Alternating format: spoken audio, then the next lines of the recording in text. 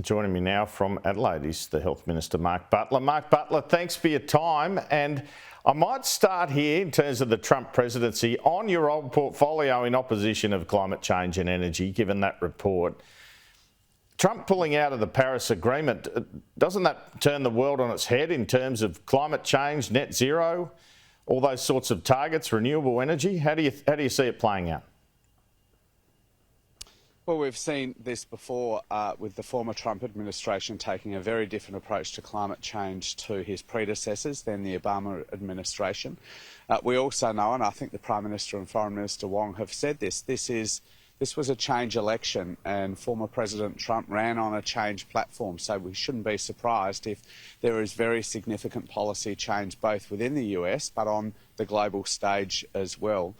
This won't come as a surprise to my colleague, Climate Change Minister Chris Bowen, or to his colleagues around the world, but it won't stop the global investment shift, which is very much in the direction of net zero technology, whether that's in energy or in vehicles. We'll continue our case for global investment to come to Australia because we have some of the best solar resources on the planet, some of the best wind resources on the planet, and some of the best scientists as well. So, you know, perhaps there's an upside for us in terms of the investment shifting a bit more away from the US than it has under Joe Biden's term. Will the government be doing a 2035 target before the election, do you think? Well, that's not a matter for the Health Minister. We'll take the usual sort of very much evidence-based approach to that question, Andrew. As you know, that's a matter for the Prime Minister and Minister Bowen. We've got a legislated target of net zero emissions by 2050. We'll take a proper approach, consulting with industry, with other stakeholders, and receiving the best available scientific advice to comply with our international obligations to set a 2035 target, but more importantly, to make sure that we're able to continue to really take the enormous investment opportunities and job opportunities that come from the global shift to zero emissions.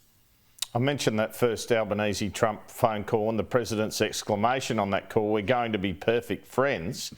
Should Australia and its government take heart from that conversation?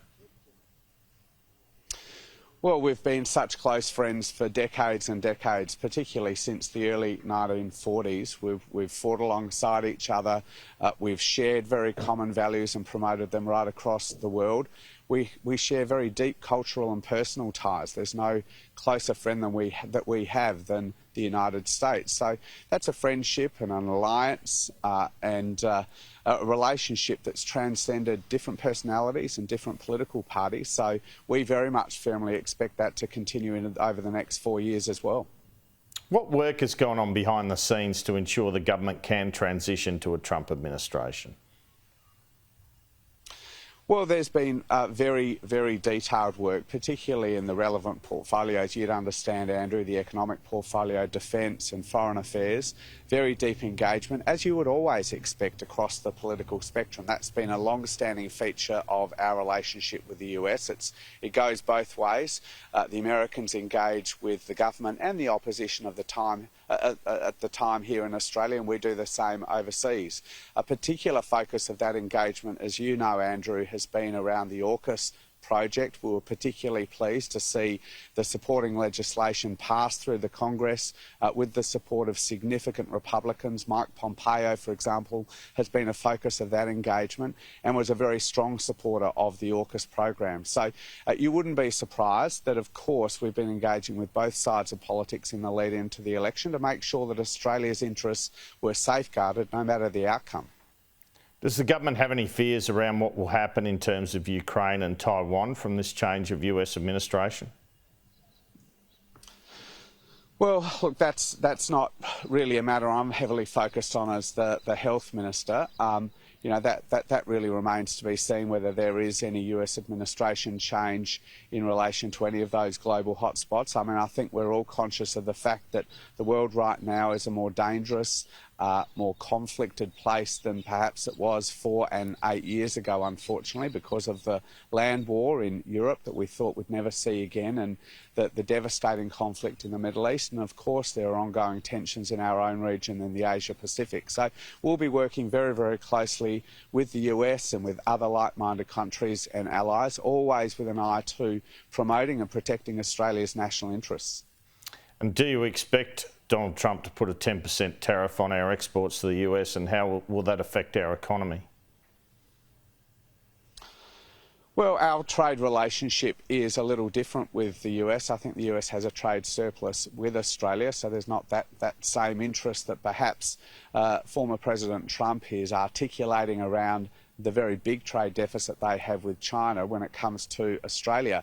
We will, as I said, be out there promoting and protecting Australia's national interests. I think probably the greater concern that we have about any impact of that sort of change on Australia's economic interests is a more indirect impact about what it might do to global growth, to slow global growth even further, potentially to lift inflationary pressures in the global economy that would have more a knock-on effect on Australia rather than a direct change to the US-Australia trading arrangements.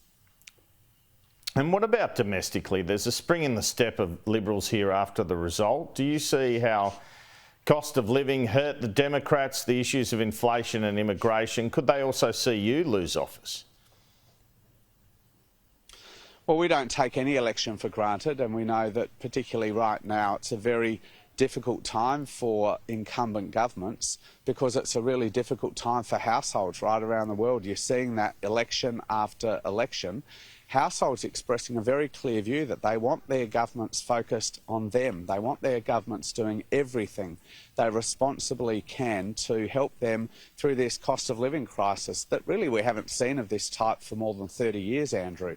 And I think that has been our focus since we were elected. Every single budget from the early budget we put in place in October 2022 has been so squarely focused on making sure we do everything we responsibly can to help households with their cost of living pressures while not adding to inflationary pressures as well. Now, I'm not a US commentator, but if you do take a lesson from the US election last week, it is the same lesson we take from other elections we've seen over the last 12 or 24 months, and that is voters want to see their governments focused overwhelmingly on costs of living.